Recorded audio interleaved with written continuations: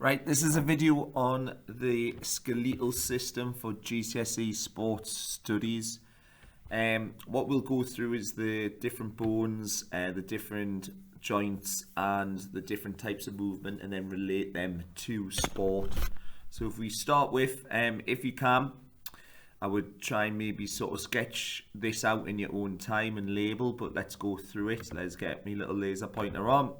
So if we start from the top with the skeletal system, we've got the scapular bone here. This makes up our sort of collarbone as well. It's also the scapula is on the back, which is linked to our shoulder. The humerus is the longest bone in the upper arm, so that runs alongside here.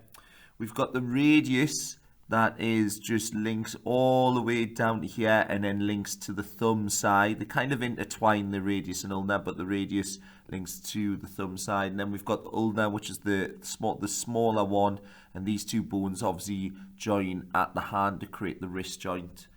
As we go down, we go to the patella, which is actually your kneecap, which helps with sort of the protection of the ligaments and tendons that are within the kneecap and sort of the cartilage that lives within there, which we'll look at later. We've got the tibia, which is the thicker of the shin bones. You've got two, the tibia and the fibula. The thicker one is the tibia, and I remember T for timber as being the thicker bone.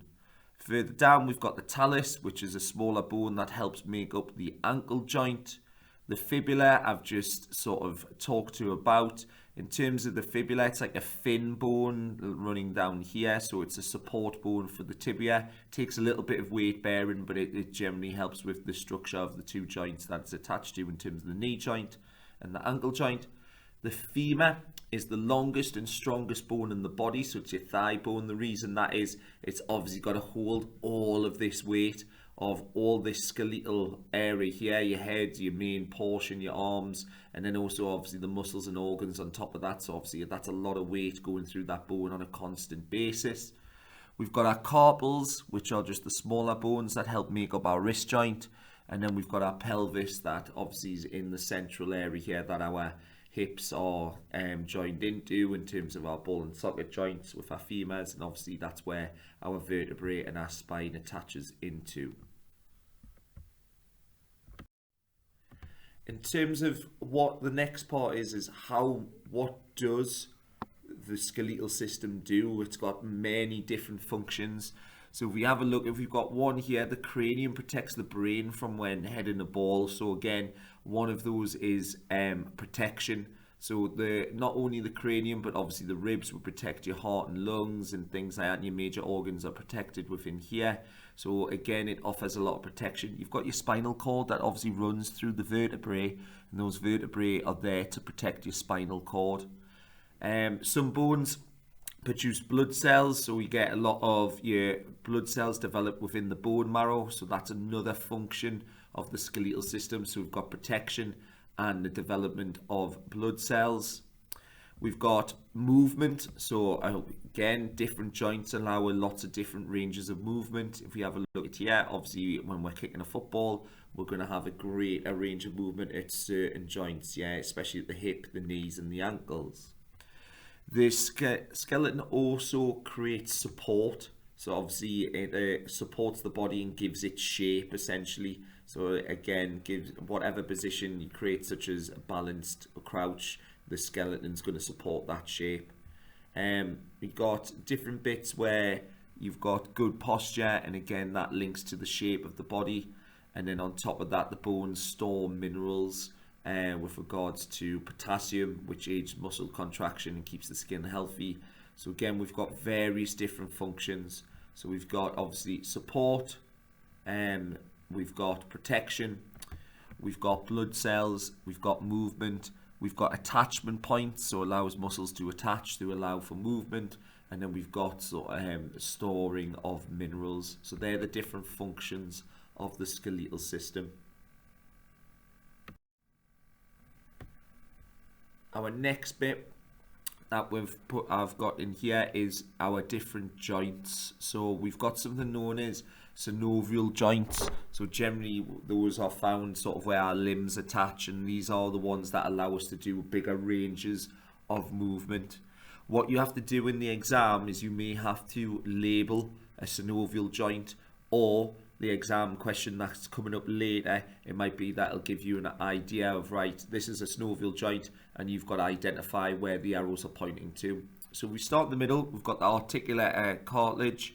Again, a bit like shock absorbers, so it stops the bones rubbing together. So imagine if these blue areas weren't here and these bits here are just bones, they would just grind together, and obviously that's going to cause loads of issues to the bones. So these again are sort of a smooth surface that allow the bones to make contact with each other but not to damage each other.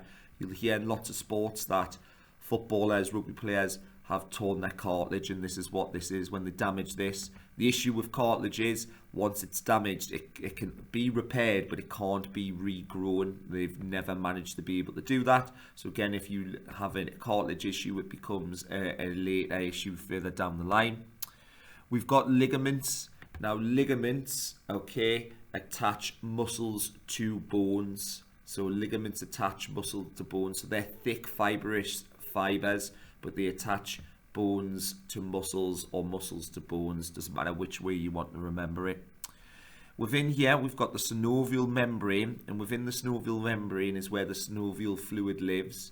As you start to warm up that joint, it then releases synovial fluid all into this joint here, which therefore allows that to be a smoother motion. So it lubricates the joint and allowing it to move, a bit like greasing up the chain on your bike. Imagine if there was no sort of WD-40 on there, the chain's going to get rusty and it's not going to move as well. So it's similar to here, you've got to have that fluid within the joint to allow the joint to move smoothly. The joint capsule is essentially exactly what it says on the tin. It's the capsule within what is the joint, so it's the surrounding area, keeps everything in. And then we've got the bursa here, which is just a sac of fluid which stops sort of everything rubbing against each other, so we don't have muscles rubbing onto the bones, and we don't have sort of our joint capsule rubbing onto the bones and things like that. The other bits that are missing here is the tendons. Okay, so a tendon's not labelled on this one because it doesn't really link to this joint, but we will look at that later. But we just need to know the difference, that ligaments attach bones to muscle and tendons attach muscle to muscle, and go from there. We'll move it on. Different types of joints, only need to know two in the GCSE spec realistically. Again, this is a nice basic diagram. We've got two of our most important synovial joints. We've got the hinge joint. This picture here shows it a bit like a hinge. So you think of a hinge on a door. It only works two ways. You can open or close. You can't move a door sideways essentially because it will come off the hinges. So it's an open close one, and you find those in your elbow, you'll find those in your knee, and although your ankle can do a lot more movements, it's actually classed as a hinge joint. Ball and socket, exactly what it looks like. We've got a ball going into a socket, and it allows rotational movements. Your main areas that you're going to find that are up in the shoulder and your hip joints, so think of those types of movements that you're able to do throughout with regards to your shoulder and hip joint. There's lots of rotational movements, there's more outward movements available. Yeah, you can move it up and down, so this is the most movable of joints. We need to move on to and have a look at types of movement. So again, we've got flexion, extension, abduction, adduction, rotation, plantar flexion and dorsiflexion. Now within this slide, I've got quite a lot of different examples within there. I'll quickly go through them, but again, because the slide's on, you can make notes about this. So flexion, bending at the joint. Think of a bicep curl if you were going to sort of flex. Extension, straightening at the joint. So again, in my example, I've used a golf putter, but if you were to extend your arm out to shake someone's hand, you'll be extending at the elbow joint. Abduction, movement away from the midline of the body. So think about in terms of moving your arm away. And abduction, if you were to take something away, that's abducting something. Adduction, movement towards the midline of the body. ADD as add, so you're adding it back in.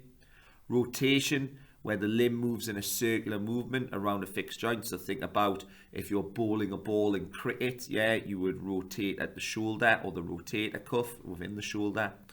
Plantar plantar flexion, sorry, pointing to the toes. This movement only occurs at the ankle.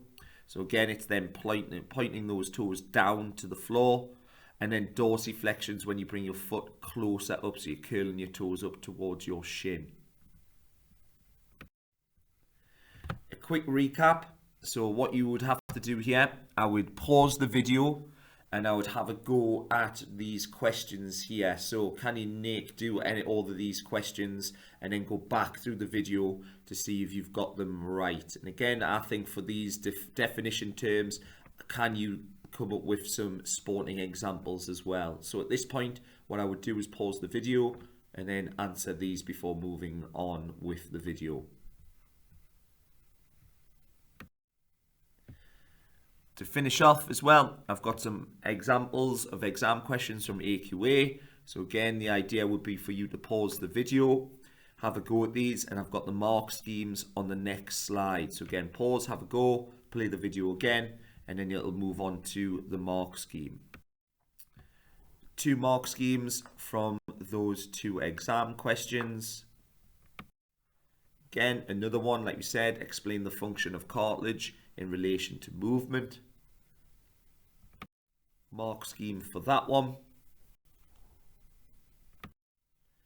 Then we've got, again, another exam question with another mark scheme coming up. So each time, pause, have a go, have a look at the mark scheme, make notes off the mark scheme if you're not happy with as to how you've answered the question. And there's the mark scheme for that one. And as I said earlier on when we were talking about the joint, we've got this question here where you've got to label the different areas of that synovial joint. And again, there'll be a mark scheme coming up, but pause the question and then go through.